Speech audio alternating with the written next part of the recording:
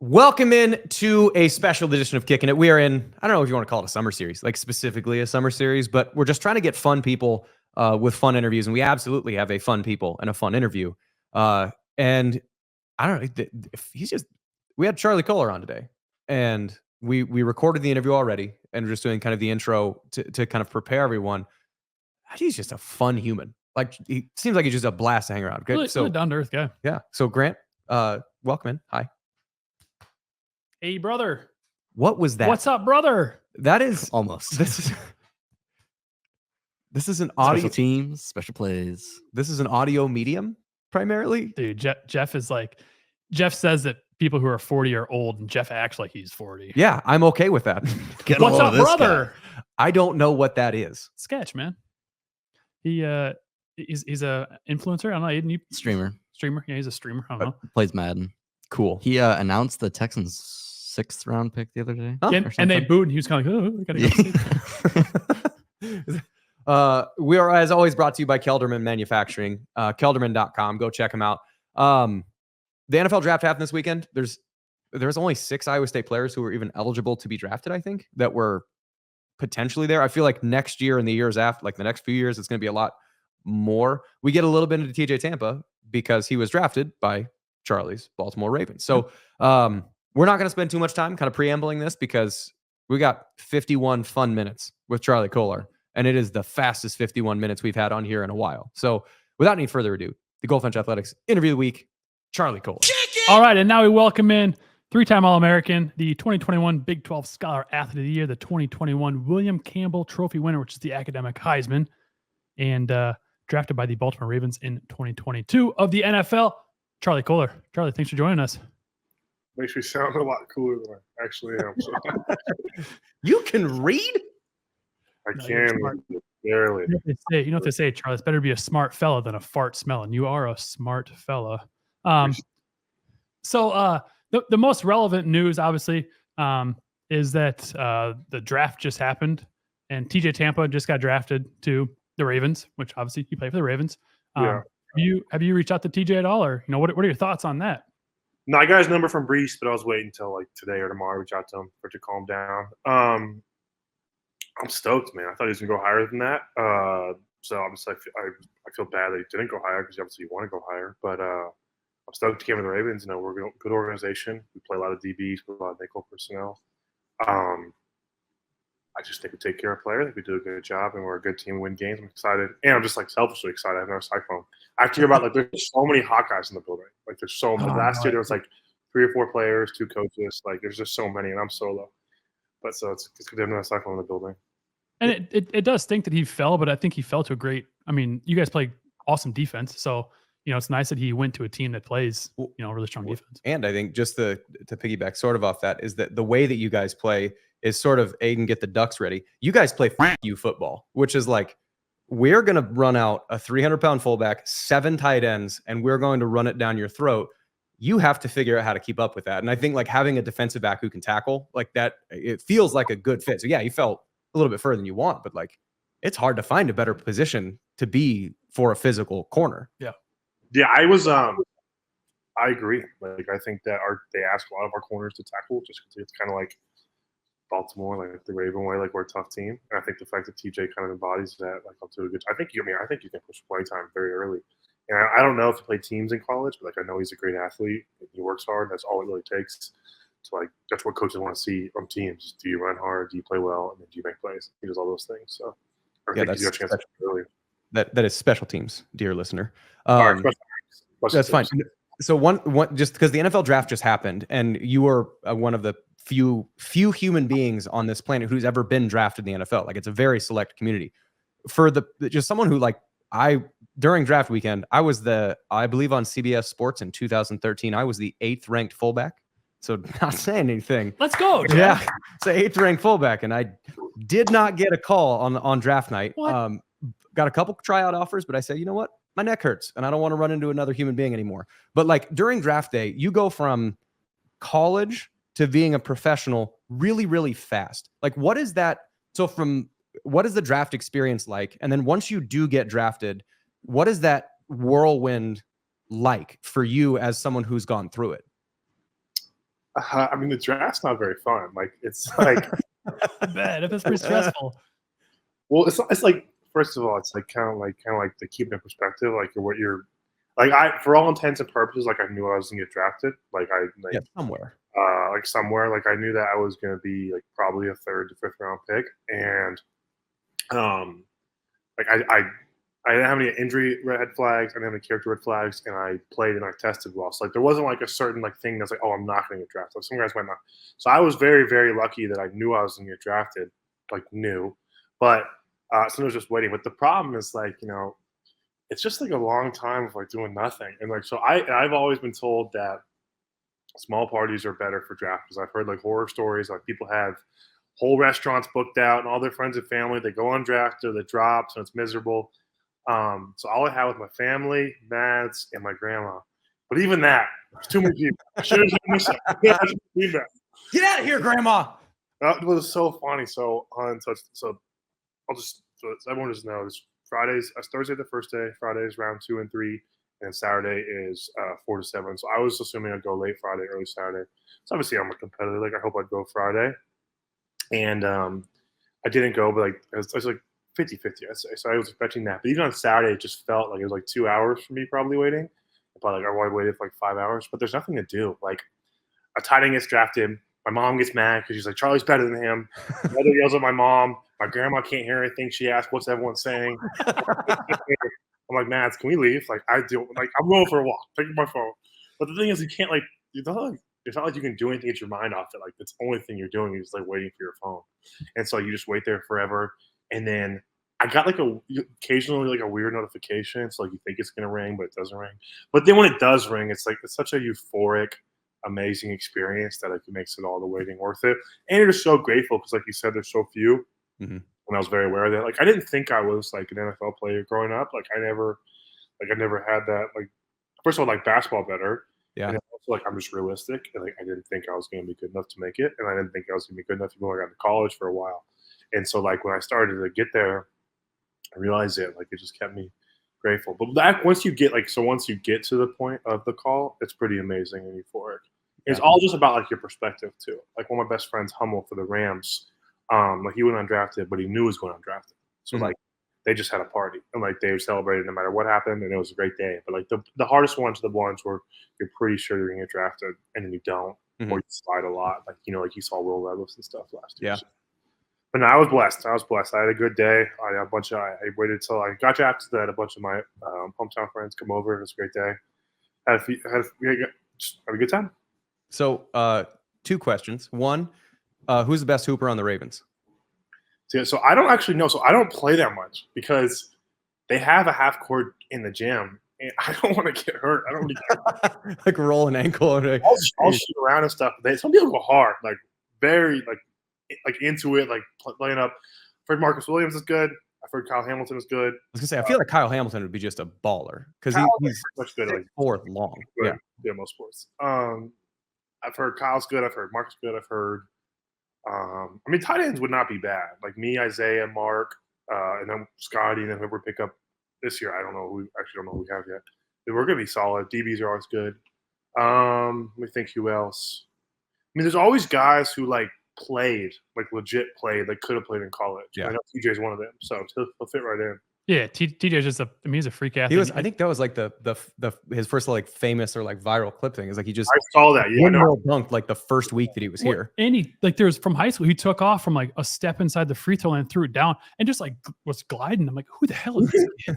See, I used to play more in college because like I would just play. We'd play in like the weekends at Lead or whatever, or at the rec, and there were some competitive games. Like there'd be people like meeting at the rim, like even like more than I would do. So like, I would never like I would try to keep my blood down, like I don't get too hot because I don't want to like get hurt. But like there would be some times where, like I remember Brees met Jirel at the rim one time. Oh, that's a lot of muscle. And it was like, I forgot who won actually. It was like they both got. I was like, oh, I'm not doing that. I'm out.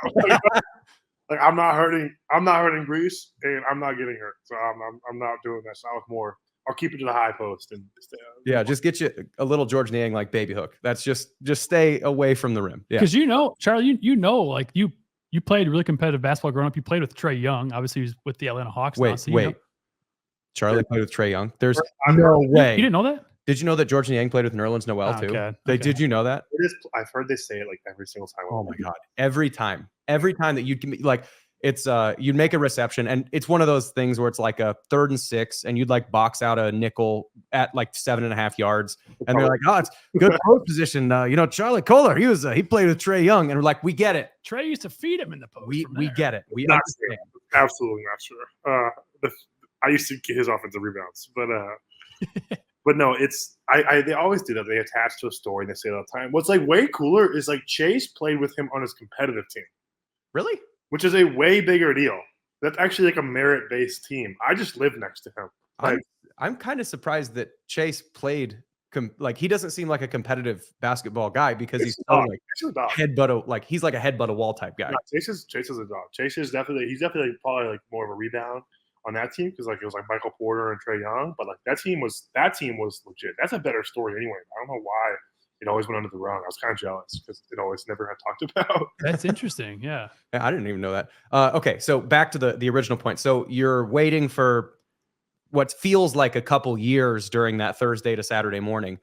You get the call from the Ravens to get signed, and this is what similar to what TJ's going through right now. Mhm. So you get the call, you get signed. Do you then have to like fly out to Baltimore? Or do they like docu sign a contract? Do you have to like? Is there negotiations that you have with like bonuses or stuff, or is it all basically just like guaranteed? You're the 153rd pick. Here's what you get. Like, what is it like from the time you get the call, you have your party, go drink some Miller Lights or whatever, and then what is it like in the next few days? I think it was Coors that weekend. Okay, Say fair. Miller Lite. He's That's not fair. 50. No, first of all, that's a Wisconsin. great pick. That's a great pick. I'm also just the Nooners are just so good right now. Oh yeah. Oh, so But actually, I have like this theory that like beers taste better regionally. Like I don't think Busch Lights are that good in Oklahoma. Like I just don't. Okay. You have them in Iowa, and they're fantastic. I great. could see that. I will actually say hot take: Spotted Cow, not great when you get outside of like Iowa. So like if there was somebody that was down, too. I had it in Wisconsin. It's incredible, and I brought some home, and I was like, "This is just kind of whatever." it's fine. Yeah, it's like it's fine. But yeah, when you're in Wisconsin, like I go to Madison fairly regularly, like A+ in Wisconsin. Anyway, I need a Busch Light, like Busch Light, and call like Iowa. I'm like, this is fantastic. Yeah. And back home, it's like this is just like now. I don't know what it is. But so it's Saturday I get drafted. They only do most of the time fly out media guys for first round, maybe high profile second, third round. So mostly just the top 2 or 3 guys they draft. So like for our classes, Lindy and Kyle they brought up. Okay. Maybe Ojabo too because he was like a top 10 pick till he got hurt. So do that Sunday. So then you fast forward next Friday, you fly out for mini camp, and that's like 2-ish days, like 48 hours, 3 days, like Friday to Sunday. It's like it's like it is, like it says, it's a mini version of training camp, like meetings, but it's not padded, so like it's not really real. Mm-hmm. And so they have that, and then you go back home for another week, then you go back the next week. This is now 2 weeks after the draft, and you go into the offseason program, which is what the veterans are doing right now. And the rookies are there for like 6 or 7 weeks. It's like very similar to like a college style preceding of spring ball and spring ball, just without the school. So like the first 5 weeks for us are all like what you guys would like winter conditioning. Like it's 2 hours of running and lifting, and then 2 hours of like some meeting and stuff. And then once you get to OTAs, it's just the same thing as spring ball without pads. And then minicamp is the same thing as OTAs. And so that you finish up with that around middle of June. So this is now about a month and a half to 2 months after you've been drafted. And so you finish up with that, and then you get about a month off, and you're back for training camp. And that's when you start to get the first part ain't bad. Like you're only working we only have like they only can literally they have a limit to us only 16 hours a week right now. Rookies have a little higher. I think it's like 25 or something. But it's really not bad right now. When the rookie stuff starts to set in is actually in the fall because it gets to like October and you're tired and you're a month away from your bye week. You've already played 9 games and you're like, wait, there's 9 more. And it's like, plus playoffs. Yeah. Yeah, that's when it sets in. It's like they call it the rookie wall, and it's like true. It's like there's some time in the season. My screen is bouncing off like crazy. I got to figure out a way to bounce it around. But it's always a time in the season where it's like this is so ridiculous. This is such a long season. So yeah. Did you have I had a welcome to college moment myself, which is we did like just blitz pickup drill where like running backs, linebackers stand 10 yards away from each other. have a scout that's back there, and you're playing, and it's like I had played tailback. Like I never blocked a day in my life, and I was the back of the line, and you know how like there was just like one or two more running backs than there were linebackers. So they did like one linebacker versus one running back, 2 versus 2, 3 versus 3. Well, all of a sudden now there's like the 6th running back versus the 1st linebacker. So I go and get like all conference Fred Guerin, and I literally get airborne. And like the first thing, just straight bull rush. The first thing that lands is the middle of my back. Get your weight up, bitch. That's true. That is, I was literally laughed at by my own coach, which a good feeling. But that was a welcome to college moment. Is there a welcome to the NFL moment that you can recall? I don't know. Like, everyone says like I don't have like a specific thing. Maybe like I remember it was it wasn't even padded. It was like non-padded OTAs, and I had a basic over the middle, and like I was on undiagnosed coverage that much. It was like outside leverage or quarters or cover 2 looking big or 1 robber, and the guy just let me like break inside and so I'm wide open. I like ran right to the safety, and like he like hit me pretty good, and like my guardian cap like fell off. I like sprained my AC joint, and my and like just my neck, like, cause that happens, like everything's like throbbing, and I was like, we're not even fucking pads. And I was like come on. And but in terms of like game stuff, it's just like the biggest thing is like the consistency of just like how big the D line is. Like, yeah, like, I believe it. Like you'll see in like the NFL, like there's like positionally, there's like bad play. Like you'll see like bad quarterback play or bad like DB play or different stuff. There's like rarely just like bad DNs out there. Like they're just so consistently big, strong, fast. Like, and there's just like they rotate them like crazy. It's crazy. Yeah, there's like 13 on every roster. Like just thinking about like the Jets, and the Jets have what, like they could like hockey switch their entire front 4, and it's the same. Like it's still like a top 10. Yeah, they're all top 10 picks, and like Quinnen Williams is like the best of the bunch, but you still have like, oh, your second 3 technique is a 2nd round draft pick from 2017. Cool. Our D lineman, our biggest nose tackle is like 6'4", 350, and runs like sub 540. It's like actually like a gorilla bear running after you. Not even like it's funny too because like mess with him because he's so big and so athletic. It's like I say gorilla bear. It's like grizzly. It's like a grizzly bear. He's so powerful. Like it's like they say like a bear. Like you don't think how fast they are, but they actually are that fast. Like he's so big that you like don't realize how fast he is, but he actually is that fast. And he's so. Is this Matabike? It's Travis Jones. Okay. Oh yeah. Matabike is also a freak, but Travis Jones is 50 pounds heavier, so it like looks. Like it actually is crazy. If you look at him, like there's no way a human being could look that fast. Like it's a genuine full male grizzly bear hunting you down in the pocket. It's crazy. Like there's the D lineman and the O lineman. There's some ridiculous athletes. And that's insane too, because like someone that big, I think about someone that big tackling like Brock. Like Brock's not a big dude. No, like no. I'd be terrified if I was Brock. Yeah, that's one of the. That's why they're trying to do the no weight thing, because they realize the injuries happen like that. You can't land on hip drop. Yeah. Well, the hip drop's different because it's more for receivers, I think. But the quarterback. Oh, you're talking about like the weight, like because it is like it's hard not to break a bone when that much force is on you. Yeah. So Charlie, I'm gonna fangirl for a second. I know that Justin Tucker he's obviously your kicker, best kicker in NFL history. He's an interesting dude. He like sings opera and whatever else. Who would you say is like one of the 2-part question? Who would you say is like the most interesting guy on the team, and what's Lamar Jackson like? I haven't been asked what's interesting. Or I guess like the funniest or weirdest guy on the team. I mean, I think Tucker is pretty darn funny. Like he's such like he's got a pretty dry humor. Oh, it's my type of humor too. So it's good. It's like let me think. We had Calais Campbell 2 years ago. He's that's a massive human too. He's a pretty incredible human being, like for like how much he's done for like the community. I definitely say he's up there. And also it's like he has like terrible scoliosis.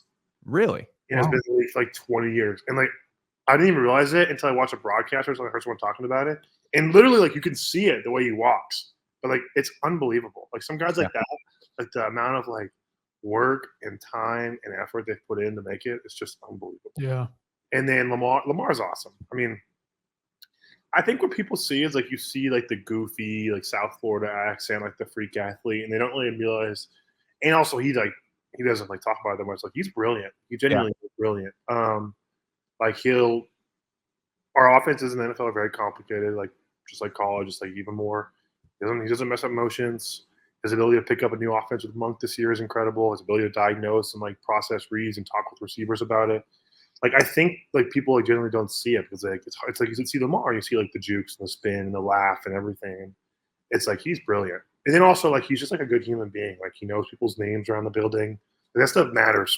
Like knowing people's names matters. Like caring people, asking questions, like all those things. He's just a good dude.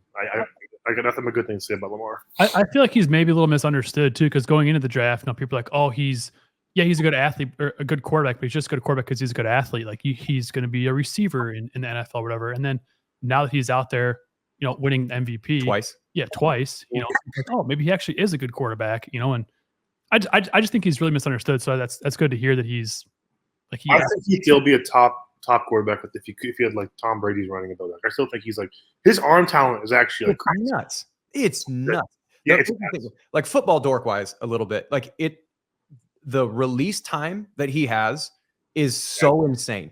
Like you watch it, I mean he's a guy I don't even know who you necessarily compare him to because there's really nobody that has that same like because it's not an over the top motion. It's like it's like a flick. Like he's throwing a dart 50 yards. It's like Mahomes and Rodgers, like the whole new generation of quarterbacks. Like they're like kind of seeing that sideways flick is more powerful and like easier on your shoulder elbow. So people are kind of adopting it. Like I saw a pretty cool study, like a Twitter thread about it, like a deep dive in Tom Brady's motion, and even his motion went from like more like this to like that. So, from like vertical to like. Yeah, I think it's like I think like the angle of throwing of that sidearm is more powerful and produces more velocity. So everyone's kind of slowly moving that way. Yeah, I'm now. So if Grant got the fangirl a little bit, I'm also going to fangirl a little bit. Have you met Derrick Henry yet? Oh, dude, I knew it was coming, and he's so big. I forgot he is because that. Okay, this is there's a couple reasons. So I jokingly mentioned like I had a couple calls to try out for the Falcons and the Cardinals when I was coming out, and it would have been as a true fullback. Like, and at that time, like DNs are big, and their linebackers were I think bigger then because it was more like way bigger going to run. So now like linebackers are more like reasonable size. So it's like a 255-pound middle linebacker and 300-pound defensive ends. I'm like, no, thank you. Yeah. But when I was telling people that, they were like, why would you not want to do that? Okay.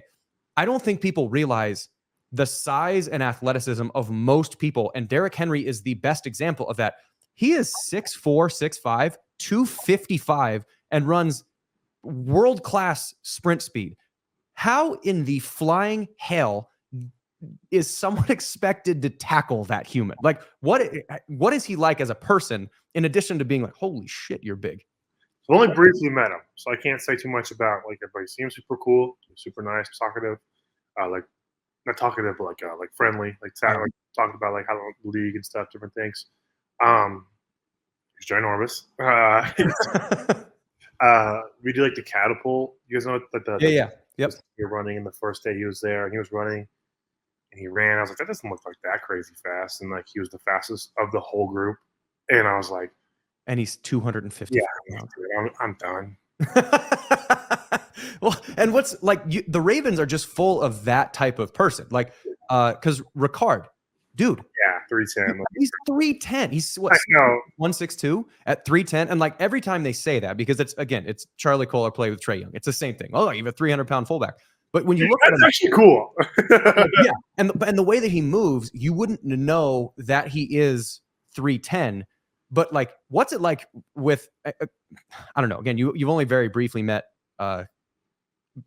Derrick Henry, but you have now you and Andrews, and you've got Isaiah Likely, and now you have Ricard and Derrick Henry. Like that's like 2,000 pounds of human. Yeah, we could run some big goal line packages. Yeah, so like you're not even considering like the biggest option is like putting more linemen in there. And we have some massive linemen. Like I don't know. We have our Ben Cleveland, our guard, is like a bodybuilder. He's like 6'7", 370. The only human being I've ever met that was told to lose muscle mass. I wish I had that problem. Yeah, me too. Of course, everyone's feeling that problem. Yeah. And Daniel Falele is probably like 6'7". Oh yeah. 80, like he's huge. Like we used to run some goal line personnel stuff where it was Dan, get my screen, Dan, and next to him was Ben would come in as a big tight end, and then me, and then Pat, and then Mark. There's like a ton of weight on the right side of the line of scrimmage. And the amazing thing is like the defenses are really close to that big too. Like I don't think people. That's like when So it's pretty cool when Maddie and different people will come to the game. We can do like sideline passes for the game, and it's cool because where the sideline passes are is where the O line warms up. And I think it's very cool for people to see that because like they're the most impressive like to see because they're so big and they move like that. And so like it's pretty cool to see how big those guys are. Yeah, there's a I don't know from a friend of mine. We're having a conversation, and one of the things that I wish they did in Olympics coverage is they just randomly like it was like a lottery in the stand. I know what we're talking about. It's awesome. I want them to be able to do that. Just like some random person to just like plunk them in lane 9 and then just have them run a 200 next to Trey Lyles and just like see how much faster they are. And like, I wish that people could understand. And like, they see it sometimes with like the whole, like the Derrick Henry and Mark Ingram and like the Sean Oakman memes. Yeah. Like, cause you're what, 6'6"? Yeah. You're like the upper side of average, I would imagine, like in total mass on your team. Like, I'm probably right. Oh, I don't know about weight. Yeah, I'm probably a little above average. Just on the up, like a 60th percentile. Yeah, that's a good point. 260-ish? Me? Yeah. I'm getting big. I'm like 265. Okay. So like 6'6", 265. That's the upper side of average. Like when you're talking about how like press passes, like I wish that people before the game were able to see just the sheer volume of humans that are on the field in the NFL. And like it's that way in college. It's just the biggest ones and the smartest ones and the most athletic ones are the ones that make it up here. So it's like the best of the best of the best. And it's like, all right, Tim from accounting, you want to yell at someone for not making the block the right way? See how that goes. Go out there. Come on, buddy. It's funny, like I don't get too offended by that stuff just because like I'll watch like I do the same stuff. Like I'm watching like a basketball game. I'm like, come on, make that shot. Like I don't like as long as it's respectful, like I don't care. It was so actually in the locker room.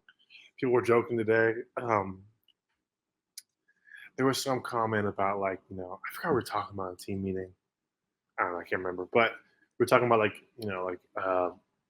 feedback after games, like if coaches can be hard or players can be hard. And someone was like, you want to feel bad about yourself, just go Twitter search your name after a game. You'll feel terrible. That's true. I forgot who said it. It was killing me. But yeah, it's like, as long as like people are like respectful, like I totally understand when fans get upset. Like I get upset watching like the Thunder, like different stuff. It's only when people like take it like personal, get respectful. And the funniest ones, people think they can do better. I'm like, it's just delusional. That's why golf is such a beautiful sport, or track or swimming, because like, you can be like, hey, I'm this much better than you. I'm this many strokes, this many seconds, this much faster. Football, there's no like, oh, I'm 3% better. Like, there's no like direct comparison. Like, obviously, we would kill the average human like on a football. Like literally would potentially. I don't think people realize like how much, like the joke about I've seen like the NFL draft stuff. How much could someone get a yard? It's not even could they get a yard. It's like how fast people will get hurt. Like they're just like people are so big and violent. Like people will get the ribs broken, like clavicle, like legs. Like it'd be bad deals like with people playing football without being trained for it. Or just like I don't think most adults sprint, so they might like pull a hammy before they warm up. Right, even before the Oklahoma drill starts, before they break their neck, they're gonna pull a hammy. That's what I love about everyone's like, oh, kicking is so easy, and then Pat McAfee, with College Game Day, he pulls some random person from the stands or from the field. Okay, come kick it, come kick field. No one made one. One came closest last year. So it's like, I kicked it. I know how to this. Yeah. Hey, he fit right in, kicking it. I mean, people would give me shit all the time. Make a PAT. I want to be like, come on here and just attempt a 30-yarder. Like a 30-yarder is not far for a high school or college kick. Just try it, and I promise you might struggle to kick it. So kicking it. I feel like what people don't appreciate about kicking too is how like mental it is. Like you don't do anything for 3+ hours, and then you have 30 seconds where your job is so critical, and then go sit over there 45 more minutes. It's like, like seriously, like it's miserable. I'm glad I don't have to do it. And when it's cold, it's even worse too, because like you gotta, So I'm gonna transition away from Aiden. Get it ready. I'm gonna transition away from the NFL here to Iowa State. So there was a picture going around of you a few years ago of you eating spaghetti with your hands. Yeah, that was so funny. Can we talk about that? What do you always eat spaghetti with your hands, or what's this? What's going on? The background, great game too. So it was funny. So I remember I was just asleep, and I woke up to like a bunch of texts, and it was like, "Hey, do you spaghetti with your hands?" I'm like, "What are you talking about?" I'm like, "I don't know what happened." It's like Greg. I saw Greg. He's like, "Yeah, I thought it'd be funny. I just told everyone you eat spaghetti with your hands." And so my roommate Jake gets home. He's like, "Dude, I got an idea. Let's make spaghetti. Let's make a bowl, and I'm gonna catch you red-handed eating spaghetti." Set it up and did it, and I was like, I don't know, like it actually was like kind of a nice way to eat it, so I might have to start doing it. I haven't actually done it, but like it was like pretty funny, and like I don't take myself too seriously, like care what people think, so I would let it go. But I don't usually eat spaghetti with my hands. Yeah, I'm not out of Madsy with the Italian restaurant, just stuffing down some linguine. Walking into an Olive Garden and be like, "Hey, you know what? I don't need utensils. I need breadsticks and I need some napkins, and that's it." Give me a bib. It's more a testament to Eisworth how like creative he is, because like I said, like, how'd you think of that? He's like, yeah, I was just thinking of a good story. I just came up with it. And I was like, dude, that's off the top of your head, like just nothing. But yeah, that's funny. That's so funny. One other thing about Iowa State too. Obviously, you're from Oklahoma, and you had an offer from Oklahoma State. Obviously, your brother was at Oklahoma State at the time as well too. What about Iowa State made you come to Iowa State? Because I think too. Correct me if I'm wrong. Didn't Oklahoma try to come in and poach you kind of late in the process as well? So close. So Oklahoma never wanted me. Oklahoma State came late. So it was Iowa State was my only, because I only had Iowa State, like Army and Air Force, which are amazing schools, but you have to serve and you can't play after. Right. At that point, you couldn't. And I think they changed it now. And then Oklahoma State was like the day before signing day. And so it was one like, last chance, like the girl you said no to comes back around. Like it wasn't like a real offer in terms of like they wanted me the whole time. So, but Iowa State, like I liked Campbell. I liked the idea of like building something. You know, if you go to a place like I've seen it with OU, like OU fans, like the standard is so high that like it's always, there's not much room for like there's not that much excitement sometimes. Like, oh, we went 10 wins. Boo, we won. Yeah, like who cares? Appreciation for it. Yeah, like it's like there's no true like the feeling of like building a program and that stuff is like so exciting. But the NFL is so cool because like it's so hard to win in the NFL.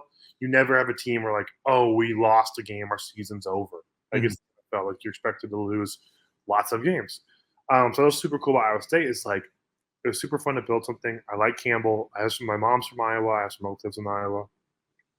And also, I like the guys that I met, recruiting wise. I also just liked that like the staff was full of a bunch of like scrappy guys that, like you want to get in a bar fight with, and I don't do that. But I'm just saying. Okay, sure, that's fine. Yeah, no, that's fine. Yeah, definitely not. They're just full of like guys that are like tough, like minded. You know, shot me straight. Like some people will stay stuff, like even like agents process after the draft. Going into the draft, some people will tell me stuff like, "We have you projected as a late first, early second." I'm like, "No, you don't." Like, I know that's 100% false. That's true. And so like people tell you recruiting stuff, like, and also like my parents are brilliant, so like they see through all this stuff, and they ask all the questions. So like if there's any BS, my mom's like, "Yeah, that's bullcrap." And so they shot us straight for the most part. Good people, I liked it. And it's Big 12, which was a huge win because then I can play a lot of games where my family can come see, you know, Oklahoma, Okie State, TCU, Baylor are all 3 hour or less. So yeah, I got lucky. And also just got lucky. You know, you go somewhere, could have been great. Campbell could have left after a year, and I had a whole new staff, and I hated them. So I got really lucky. So, there's another thing about Iowa State, which is it's sort of Iowa State-ish, and it's sort of NFL-ish. I think you're the only guy who would have caught a pass from the MVP and the MVP runner-up from this last year with Brock, with Brock and Lamar. And so like what do they do that is similar and or different? Because obviously Lamar Jackson is a all-world athlete, and Brock is a pretty damn good athlete, but he's not Lamar Jackson. So like, what is the difference kind of working with Brock and working with Lamar that's just, I don't know, similar and different? Well, clearly I'm the key to their success. 100%. 100%. As a compliment. They're different. They're both very similar. It's actually funny. Brock is very locked in. First of all, they're both very locked in all the time. I'd say Brock is more serious in practice and stuff, and sometimes more joking around in games, like in moments. And maybe it's just comfortability. Like Brock mess with me. Like Brock does a great impersonation. Like hurts my feelings great. That's great. We had like a couple times in the game where we'd be like, it'd be important. Like 3rd and 8, late in the game. Hey Brock, if they do cover 3, I'm gonna sit down. He's like, okay, if they do cover 3, do this. And I'm like, dude, lock in. Focus. But like, and Lamar has like, he'll snap on you for messing around in the game sometimes, but he's very like kind of more having fun and practice and stuff. But at the same time, it's not like there's not like a not locked in. It's just like difference in perspective of like, some people are more locked in terms. Some people are more serious locked in. Some people are more joking locked in. But it's the NFL. Everyone's locked in. So it's like more like what keeps people loose. And then like in terms of, obviously I love Brock. Lamar's a way better athlete. What? No. Come on. Lamar is. It's actually funny. In college, Brock. It kind of hurts my heart now to not see Brock do like the crazy picks he sometimes had in college. Like I kind of want to see like the TCU one where he's throwing it backwards. Yeah, I was like, Brock. So I texted him after the game, like a super efficient game, and I think I forgot it was one of his early games his rookie year. I was like, dude, he played. Okay, super happy for you, man. Played great. I got to admit though, I missed the crazy picks. I'm just gonna say it. And Lamar actually doesn't do that as much. But then again, he might have done it more in college because he's in the NFL now. Brock, it's so funny. Brock's such an efficient decision maker now. I actually kind of miss him. I'm like, damn, there's so much today. It's Gunslinger Brock. Gunslinger. But I think for one, it's a totally different offense. Theirs is a total outside zone, RPO, movement, Shanahan scheme. Ours is, much more to Lamar's strength. There's quarterback options. There's heavier tight end use. Even with Kittle, there's still heavier use on our team in terms of numbers. And just receiver styles are different. Like, you said both our number one receivers. You probably say like Debo and Zay. Like Zay is certainly more of like a deep threat in terms of like the vertical passing ability. He's also not going to break your face mask, probably. Where Debo might break your face mask. Debo's more of like a runner, like you said. And so like all this stuff is different. Brock obviously does more of like the give the ball into the hands and make plays. And Lamar is more of like, I don't know. It's just like different. It's like, and then also just like they throw a little differently. Like Brock's motion is much more kind of like the old fashioned one in terms of more over the top. Like a baseball guy almost. Yeah, exactly. That's exactly what's like a baseball guy. And Lamar's is more sidearm. It's not like good or bad, just different. And then obviously athleticism. Like Brock gets caught more now by NFL guys because of that than Lamar does. But they're just so incredible. Like they're both. I think it's so amazing to see like you got two totally different human beings, totally different style of players, and they're both incredible players, incredible leaders, incredible humans, incredible teammates. It's a blessing to have played with both of them and still be playing with Lamar. So the NFL is wild, man, and that you've got guys that are built like DK Metcalf, and then like Blankenship, or whatever that kicker. Rodrigo. Yeah. Rodrigo Blankenship. same human, same sport. Yeah, it's so crazy. It's a great meme. 300-pound fullbacks. And so in college you had Golish was your coach early on, and then Mauser was your coach later on. Golish obviously went on to be the OC at Tennessee and had prolific offenses there, and now he's the head coach at USF, and obviously Mauser now is the offensive coordinator for Iowa State. What would you say the meeting rooms were like? Two-part question again.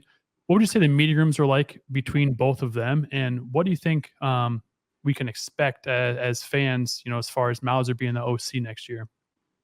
He's really testing my memory with these two-part questions. I haven't had a real job for like 2 months. All right, Aiden, can you just write those down and just pipe in a second? Yeah. Give me like a prompter or something. because Nazis, I'm not gonna lie, I don't. My mom actually gets mad at me. She's like, "You need to keep your brain more functional." And I'm like, "I just want to golf," and it's I just don't want to do anything right now. To be honest, we just lost. I'm tired. I'm sad. Just want to go hang. So for Golish was much more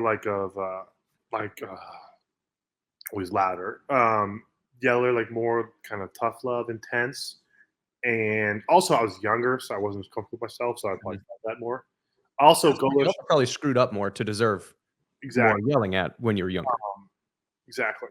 Golish was more like the yeller. I always felt Golish was more focused on the scheme stuff, and Mouse more on the technique a little bit. And not that they're both not doing both. I just felt that was a little different. And that's not to say that Mouse won't be great at scheme as the OC. I actually like Golish was. I loved Golish, but I did prefer Mouse's style a little bit just because it was more like get the best out of everyone, but still have fun. And I like the technique focus a little more. And I think part of that was that we became better as like a tight ends in the office. I'm also probably more biased towards Mouse because I caught a lot more passes with Mouse. Mhm. We can focus on like technique and stuff more. But they're both fantastic coaches. I think Mouse will do a great job. I think Mouse is like he's a hockey guy. He's tough. He's tough. He demands a lot of his players. He also keeps it fun. And I think like part of it is like it's just football. Like it's not life and death. Like you just got to go play. It's just like call plays to have fun. Like call plays to like enjoy it. And I think he'll do a good job taking advantage of it. I think obviously the kinks and growing pains, but he's smart. He's tough.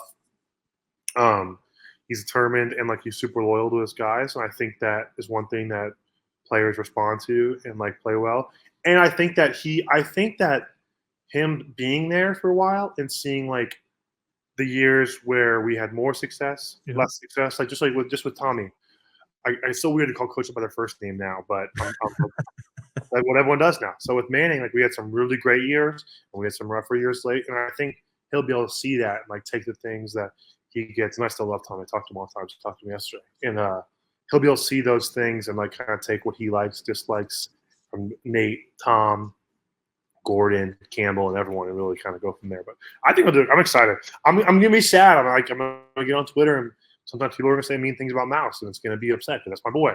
And so, but I'm excited for him. It seems like everyone loves him too. Like he's beloved on the team. Yeah, he is. He's awesome. I just saw him. I went back to see his baby and see the team a couple weeks ago. It was great.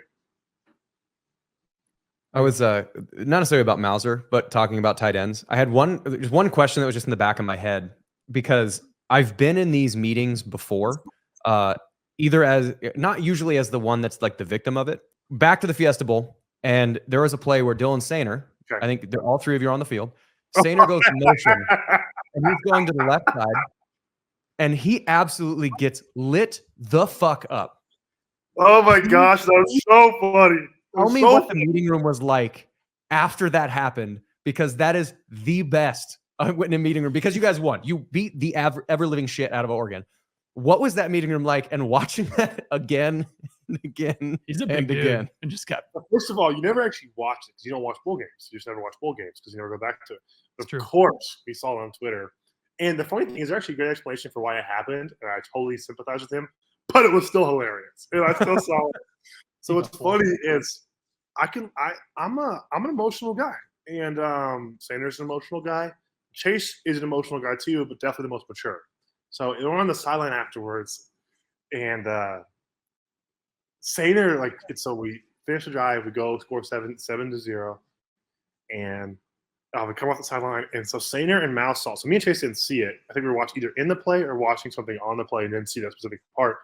And Sainer saw it. Sainer happened, obviously. Mouse saw it. And so Mouse and Sainer was like yelling at Mouse and about something, and Mouse was trying to calm down. And then I lose my crap, and I'm like, I start yelling at Sainer. I'm like, chill out. I'm just gonna try to keep it professional. But I was basically telling him, I was screaming at Sainer, like, stop, like, what are you talking about? Like, whatever it is, we'll talk about, like, stop, like, chill out. And he started yelling at me. I started yelling at him. Of course, Papa Chase comes in, calms everyone down. But so that happens. I remember, but then I don't remember anything else because I don't see the play. And then afterwards, I see the play on Twitter, and I could not help but laugh hard. It was so funny because, like, I've been in that exact same spot as him. It was like a 15-play drive. I remember it was a crazy long drive because it was like we scored and there was like 7 minutes left in the first quarter. It's a crazy long drive, and we kept running tempo plays over and over and over. And he's the only H-back, right? It was like him and maybe Steenbuckner. It wasn't even that. It was that Mouse couldn't sub. Like, we were mostly interchangeable. Oh, right. But Mouse couldn't sub because it was tempo. So he had like 15 plays, like just blown out, gassed. So like, you can't even see straight, I'm pretty sure. Because I've been there with times where like you feel like you're drunk. It's like, well, sorry. You feel like you're just not functioning out there. Uh-huh. And so he's motioning around. And he's just coming around that guy because like he sees that guy come up the field. So he's clearly about to bypass him and go to the backer. But he's so tired, he takes too tight of a track and just gets decapitated. And I felt so bad for him because like I knew that he knew that it would be on Twitter, everything after the game, and it was. And I sympathized for him, and it could have easily been me if the roles were reversed. It was still funny. 100% still funny. Because again, the best part, everyone's been there. sent that to me years later now. Like, how could you do this? I'm like, I know that the 8 and the 9 look similar, but I promise that's not me. But even if it was, it's still funny. And I would laugh at myself too. But it was hilarious. That's great. That was one of my favorite, because again, H-back, fullback, like that was my primary responsibility. So like been there where you're tired, but just getting absolutely lit up. I know. And he's hilarious every time. He's so big. So like when he's such a good blocker. It was so upsetting when he got hurt so bad when he got in the league. So I think he had played for a long time. He's such a good blocker, and he plays with a very good pad level too. So like when he got so tired, he was standing so high. And so he's 6'7". Yeah, he had no low center of mass, no power, and he just got decapitated. And like it was like there's things like that. Like there's plays for me in practice. Like I had a pass pro last year where I just got like just killed. Like, and like if the public saw it, like it'd be hilarious. But like there's stuff like that all the time. His was just the biggest game in ISU history, and it was like, sorry, boss. Like that's around. That's around. Oh man, that's so good. Are you? I know it's tough, and you may not know what your schedule looks like, but do you have any plans on coming back to any Iowa State games this year? It all just depends on. Last year, there was usually the only game that's possible is the first week or the bye week. And last week, our bye week was until after the season, because we played like week 13. In the first week, I know I think only usually you can get like a bigger group of guys going back, and there wasn't much going back last year. And also Maddie wasn't there, and then I just needed to do some rehab here, so I didn't make it. But it all just depends. If I'm healthy end of training camp and I can get some of like the guys like Jake and Mike and Brees and Brock and X and everyone to go back, I'll go back. But if not, I'll probably just stay. It's just a long trip when you're coming out of training camp. Like you're kind of blowing up by training camp. So what the most ideal situation is if you can get a bye week during the season, because you get a week off. So we'll see. I don't know our schedule. I don't ever look at the schedule until we get there. So yeah, I'm not really. I know kind of who we play, but I'm not sure when the bye week is. Is our schedule out? Yours is in Baltimore, or yours is in Iowa State? Baltimore. Okay. I don't know. I think the schedule reveal is like a big television production. Oh, so it's not out yet. Okay. I don't know if it is or not. They might. I don't think it is. I don't think it is, because I think they have this big thing, and you know it's June or whatever. They need TV content in June. They play that Good Morning Football in like the lunchroom all the time with breakfast, and it's just so miserable. I'm like, what are you guys talking about? Like it's so weird. Like when Brock was going crazy his rookie year, just on every day. Yeah, I gotta see this guy every day on my TV. Not what to hear about it. I gotta see it, and I was like, come on, give me something else. But no, it's like it's so funny because like they always play this stuff, and like I understand it's a job, like to talk about it, like they have to talk about something. But it is amazing like what they're talking about in like March. And it's always on. It's always on. And I'm like, what is going on? Like there's nothing happening. No one who plays football is actually watching. Like we're all like the old NBA. Do you guys watch NBA at all? I only watch like basically conference finals. Conference finals on. In the same way, I watch playoffs. And that's about it. Like I really just like the halftime TNT broadcast. They're so. Oh, Shaq! Did you see the Pelicans thing? Oh my God! I'm a Thunder fan, so I saw it 100%. Because it's the only professional team in Oklahoma. Like that is the sports content I want to watch. Like, I want to watch them joking about that. I don't want to watch them talking about the draft. I guess like that's why I like the playoffs more than anything. Is just the TNT halftime. It's the best part of the game. Yeah, It is. Shaq and Chuck. Dude, That- they're so fun. Even Kenny and Yeah. Ernie. just to me, like the glue on that is just like a little behind the scenes is so the best part, because I'll do a little bit of broadcast, definitely not TNT level, but like the host is so important in that, because if you had Shaq, Chuck, and Kenny without like bouncing where they're gonna be, it would just be pure chaos. It would just be Chuck and Herding Shaq cats. just yelling at each other. So like Ernie is just the glue. He's so good, and then just letting Chuck just go nuts. Dude, those four work so well together. It's so funny. That's good stuff. I don't have anything else for you, Charlie. Do you? I know the only other thing, and this is just as a curiosity, are Patrick Queen and I think the other middle linebacker, it's a complete brain fart. Here's the mic. Roquan. Was it as hard going in practice against them as I think it would be going against them in practice? Yeah, certainly. Like, they were both incredible. It is interesting because you only really get that during training camp because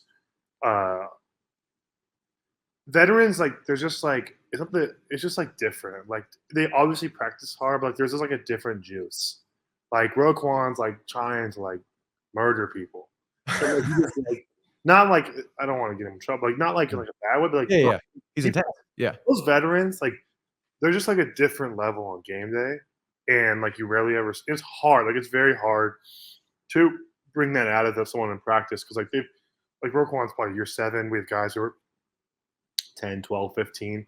They just like know themselves. And so like, they practice very hard, but it's not the same level of violence or intensity as a game. Because it really is violent on game day. Mm-hmm. But they are very good. They're both so fast. And so like, it's hard. Like, usually it's like, oh, you get a mismatch with that. But there's still times, like, they're still linebackers. They're not good in coverage of safety or DBs. Still get them. We're still bigger than them. Like, there's still times you can get them. But for the most part, like, yeah, they're incredible. There's a reason they're like $15, $20 million guys. Yeah, I don't know. I loved watching the Ravens. Is so much more fun. It's especially more fun because you're there. That there's actually like somebody from Iowa State. Well, now TJ too. Now TJ's there. So like, I feel like everybody is obviously a 49ers fan because Brock. Yeah. The Jets now with Brees and Allen and Will. And then the Ravens now have multiple, and now the Texans with X. And like, there's so many Cyclones in the NFL that like, it's just fun to watch. But I just specifically like style wise, the Ravens, again, I'm a white running back. What do you think I play like? Like, it's the Ravens is my style of football. So it's really fun to watch. So I don't know. It's a fun team to be on. Like, it's like, just like as a fan, like, because, obviously you play football, like, you'll watch half the game. So like, as a fan of football, like, our defense is fun to watch. Like, they just play good football. They run to the ball. They don't loaf. They don't have mental errors all the time. Like, they just play good football. And like, as a fan of football, like, it's good to watch. And like you said, it's fun to have NFL Cyclones in the NFL. Say it again. Sorry. I said, like you said, it's fun to have Cyclones in the NFL. Gives you guys to root for. I mean, I got like 3 or 4 Cyclone jerseys already. X needs to send me his still, but damn it, Xavier. Come on. It's not mine, but you always forget after the game. Also, those games are so cold sometimes. You don't want to do a jersey swap. It's like, I'll do it later. Then you both forget. And it's like UPS. That's great. Well, we appreciate you jumping on with us, Charlie. We appreciate your time, and yeah, hey, go get yourself a ring this year, man. Yeah, that's the plan. A little short last year, but we got most of the guys back, so got a chance. We appreciate it. Thanks again. Yeah, thanks. See you guys. Nice to meet you. Man, what a fun human. Yeah, that was, like you said, that was a quick interview. That was. We got to talk a little bit afterwards, like sort of off the record stuff, and we can't air all of it, but like the off the record stuff was just as fun because he was like kind of talking shit about Brock, like in a fun, like best friend way, about sort of like the outfit roasting kind of thing. Like, God, this guy again. Yeah, so it was just that was fun. I will absolutely want to take him up on his offer to be back on the show. Yep. Especially because he's not doing anything right now. Golfing. That's like between now and when OTAs start or whenever it was, veteran minicamp, whatever. I don't know what the specific next thing is. I forgot. But I think he'd be down. Yeah, I think so too.